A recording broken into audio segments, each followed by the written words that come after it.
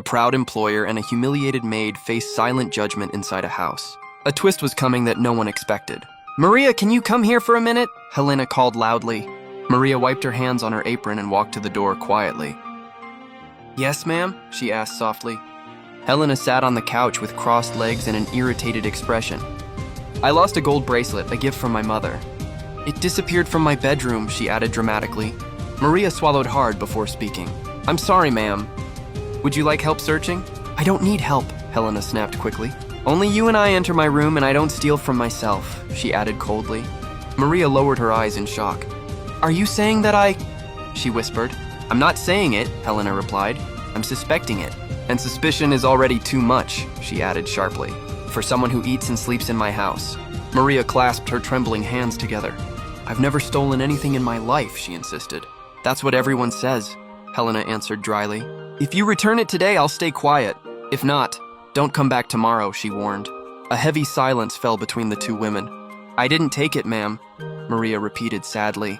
Helena rolled her eyes with frustration. "Maybe the wind stole it then," she muttered. That night, Maria cleaned her tiny room, heartbroken. Every folded piece of clothing felt heavier than usual. She looked at an old photo of her mother on the dresser. "Mom, you'd tell me to stay calm, right?"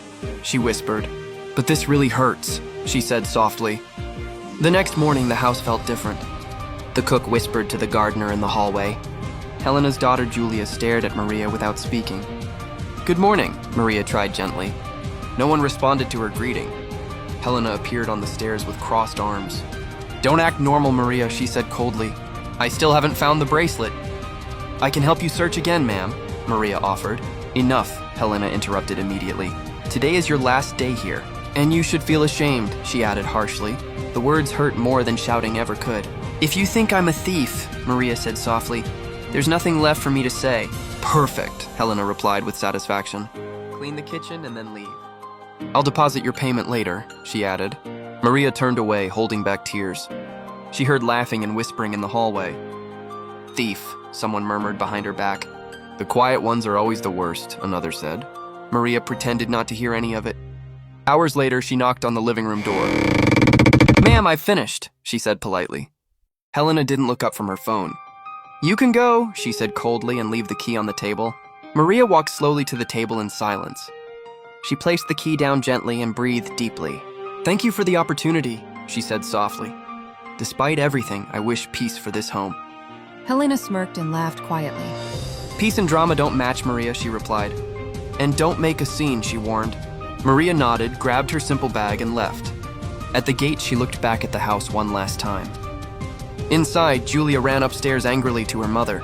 "Mom, are you really firing Maria?" she demanded. "I won't live with someone I don't trust," Helena insisted. "But you're not even sure it was her," Julia argued. "Julia, please," Helena snapped loudly. "That bracelet is expensive," she reminded her. Julia rolled her eyes and tossed her backpack on the bed. When it fell, something metallic hit the floor loudly. Both women looked down at the same time. The familiar gold bracelet glowed under the bed. Julia turned pale immediately. "Mom, the bracelet," she whispered. Helena froze and knelt to pick it up quickly. "How is this possible?" she asked, shaken. "This is my bracelet," she said breathlessly. Julia covered her mouth in guilt and fear. "Mom, I borrowed it for a photo," she confessed. "I must have dropped it when changing clothes." "I completely forgot," she admitted shamefully. Helena stared at her in disbelief. She admitted shamefully.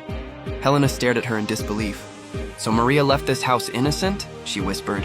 It was the first time her voice broke. Julia lowered her head in silence. "I never thought you'd accuse her like that," she said. "I was going to return it," she added weakly. Helena sat on the edge of the bed, pale and shaken. She finally understood the weight of her actions.